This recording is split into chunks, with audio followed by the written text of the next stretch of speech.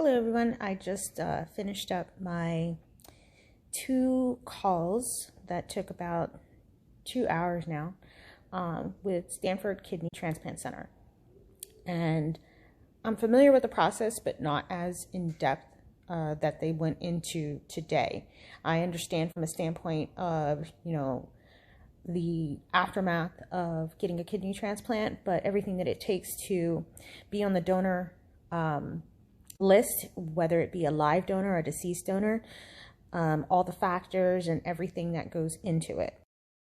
So the first call was with a social worker, and the social worker takes a deep dive into your life, asking you questions such as how you were raised, have you ever been a victim of abuse, what is your family life right now, what is your background, your medical history, what you do for work, what do you do to make yourself happy, do you smoke, do you drink.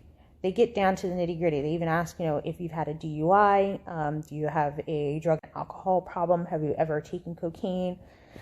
They just don't want to, if you're going to go with a deceased donor or even a live donor, making sure that they're giving this to someone who genuinely needs it and doesn't want to abuse it.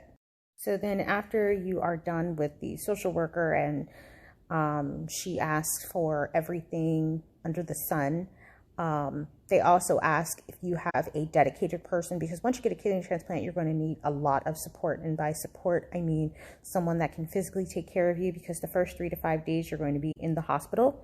And then you go home, and 2 times a week you have to go to your appointments, and someone has to drive you. You're not able to drive for a month. And then after a month, it goes down to once a week. But someone has to, be right there at your beck and call. So they want a first, second, and third choice for who your primary caretaker will be, because it's going to be very intense and you're going to be in a lot of pain, as well as if you do a live donor, the same for them. Not as intense, but they will need to stay in the hospital for a long time as well initially. So after you are done talking with the social worker, you talk to the nurse coordinator, and he just asks the basic questions: where do you work? And have you watched the video detailing how everything goes with the procedure? He asked also, if you've exercised, if you continue to exercise, what are you allergic to? What medications are you taking? The basic stuff that they usually ask you when you're initially coming into a first-time appointment. Nothing out of the ordinary.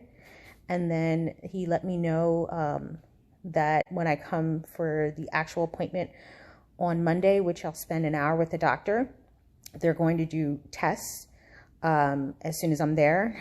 Also, they'll set up a website for anybody that wants to possibly be a live donor, what they can do to register, and hopefully I'll finally find out what my blood type is. I'm hoping to find out tomorrow, because I have a doctor's appointment with the blood doctor, the hematologist, tomorrow. But nowhere in all the labs and everything that they take my blood does it blare out and say, hey, she's B positive or something like that, which I think I am, but I'm not 100% sure.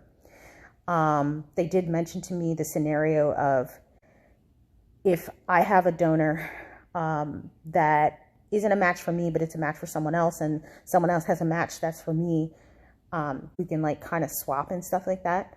Also, when you're going with a deceased donor, you have to have time served in dialysis. So it takes 8 to 9 years. But if you do a live donor, it only takes 6 to 7 months. Why would I want to put myself through the torture?